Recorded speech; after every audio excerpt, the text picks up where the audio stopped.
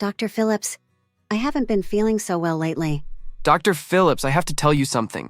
Grandma has fell off the wagon and been eating all kinds of fruits. Is that true, Annie? Yes, doctor. I've been having some trouble with my cravings for fruits. Fruits are generally good, but with diabetes, we need to choose wisely. Annie, could you tell me which fruits you've been consuming? I've been eating a lot of bananas lately. I thought they were a healthier choice. Bananas? Sure, they're certainly nutritious. But for diabetics, bananas need careful consideration. They're packed with carbohydrates and fiber, which can affect blood sugar levels. A medium banana has around 27 grams of carbs and about 3 grams of fiber. While fiber helps regulate blood sugar spikes, it's essential to manage the total carb intake. So does that mean Grandma should avoid bananas? Not exactly, John. It's all about how you include them in your meals. The glycemic index, or GI, of bananas varies based on ripeness. Unripe ones have a lower GI due to resistant starch. For diabetes, less ripe bananas are preferable, and watching portion size is essential.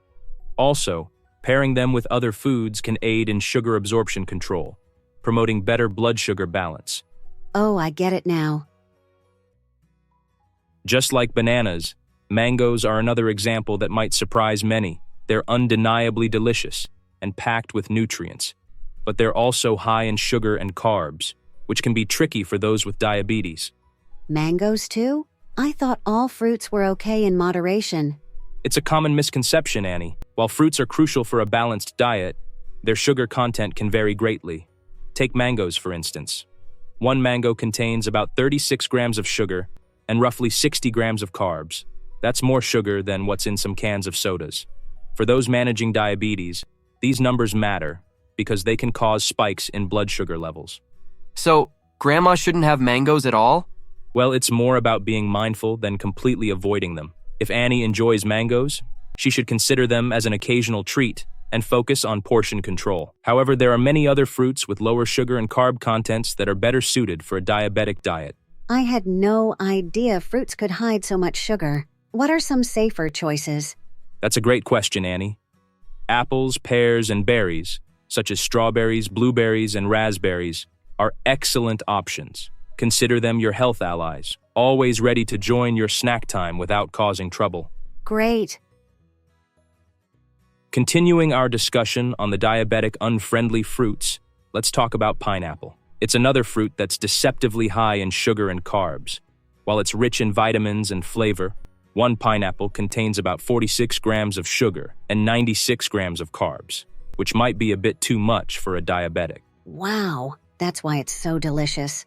Pineapple has its health benefits, but its high sugar and carb content can increase blood sugar levels, which is risky for diabetics. What's a good replacement for pineapples? Berries, as discussed earlier, are a top pick. Also, try kiwi, peaches, and plums for sweetness without the sugar rush. I think I need to reconsider my fruit choices. Absolutely, Annie. Making informed choices is essential. Fruits are beneficial, but choosing wisely and monitoring intake can help manage blood sugar levels. John, this applies to you too. You seem overweight for your age, so starting healthy eating habits now can greatly benefit you in the long run. That's true. I guess I have a lot to learn about healthy eating, not just for Grandma, but for myself too. That's the spirit, John. It's never too early or too late to start making better dietary choices. Now, let's also talk about cranberries. While they're often celebrated for their health benefits, particularly for urinary tract, they present a different set of concerns for people with diabetes. Cranberries, especially when dried or processed into sauces and juices, are high in sugar and carbs. Wow, I thought cranberries were healthy from what I've read. It's understandable, Annie. Cranberries do have health benefits, but for someone with diabetes, the high sugar content, especially in processed forms like cranberry sauce or juice, can interfere with blood sugar control. These products often have added sugars, which can worsen the problem. So are all cranberries bad? Great question, John. Fresh cranberries are lower in sugar compared to their processed counterparts and can be included moderately in a diabetes-friendly diet. However, it's the cranberry products with added sugars you need to watch out for. Always read the labels carefully to avoid those with high sugar content. So, careful selection is important, right? Exactly. We should also be cautious with watermelon. It's refreshing and packed with vitamins and nutrients, but its high glycemic index of 72 means it can spike blood sugar levels rapidly, which is important to consider for diabetes management. I always thought watermelon was mostly water. It's surprising to hear it can affect blood sugar too. Yes, Annie. Even with its high water content, the sugar in watermelon can cause blood sugar levels to rise quickly. However, in small portions, its glycemic load is relatively low, which means the impact can be less significant if consumed in moderation. That means it's okay for Grandma to eat watermelon, right? Sure, she can, but in very controlled amounts. It's also beneficial to combine it with a source of protein or healthy fat to help minimize the blood sugar spikes. This approach can apply to any high GI fruit. That sounds manageable. I do love my watermelon in the summer. We all do, but you don't have to cut it out entirely. For stable blood sugar, opt for fruits with lower GI values like cherries, oranges, peaches, and apricots. They release glucose more slowly, which is better for managing diabetes. Okay, but doctor, there's this fruit I came across. Lie something. The exact name slips my mind. Do you mean lychees, John? Yes! That's the name. Well, lychees might not be the best choice for Grandma either. If someone's dealing with high blood sugar, it's important to be careful about eating sweet stuff like lychees. Lychees? But they're so small. Do they really have a lot of sugar? Yes, Annie. Despite their size, lychees are quite high in sugar. A serving of lychees contains about 29 grams of sugar.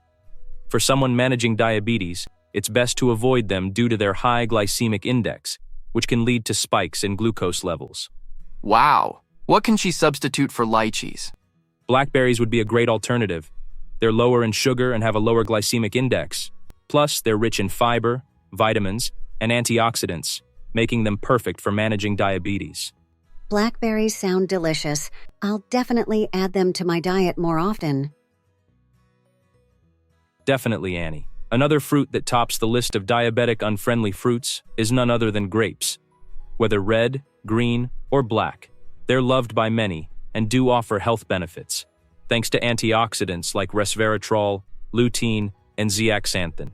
These antioxidants can help in controlling blood sugar levels, which is beneficial, but don't be deceived. They can seem charming at first, but can be a bit too much if you're not careful. So dried grapes is probably worse than fresh grapes? Good question. Drying grapes quickly increases their sugar like going from a jog to a sprint. So, sweetened dried fruits, like raisins, can greatly increase blood sugar. So, it's better to stick to fresh fruits and watch the GI. Got it. Fresh fruits and keeping an eye on the glycemic index it is. Exactly, Annie. Fresh fruits are always a better option. Thank you, doctor. This was enlightening. I'll be more careful with my fruit choices now. You're welcome, Annie. And John, I hope this session got you thinking about healthier choices. Definitely. I've learned a lot. If you liked this video, please share or comment below and watch the next video on 7 unknown diabetic-friendly vegetables you need to know.